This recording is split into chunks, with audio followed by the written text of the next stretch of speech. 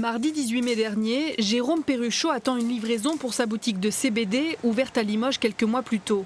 Il est alors interpellé sur le champ et placé en garde à vue. En cause, ces fleurs de chanvre. C'est les fleurs que la loi française n'accepte pas, mais que la loi européenne nous dit oui. Car dès qu'il y a du THC en France, en fait, c'est compté stupéfiant. Malgré que l'Europe nous l'autorise à 0,2%.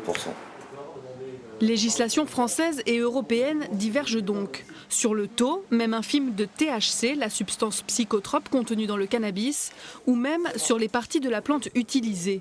Un flou qui amène ce commerçant à demander la relaxe. Je fais tout dans les légalités, je paye mes charges, je paye mes TVA à l'import, je paye mes taxes douanières. Donc moi, voilà, je suis un commerçant comme un autre. En France, on compte aujourd'hui 200 boutiques de CBD. Le syndicat professionnel du chanvre dénonce l'absurdité de ces deux réglementations qui s'opposent.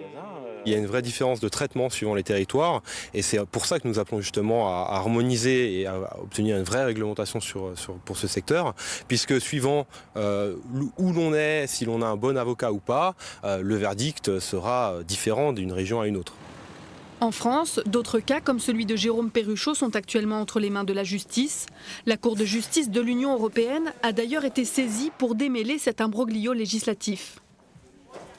La question qui a été posée à la Cour de justice de l'Union européenne est de savoir si un arrêté qui a une valeur réglementaire en France serait conforme à la réglementation européenne qui, elle, prévoit des dispositions plus larges sur le commerce du chanvre.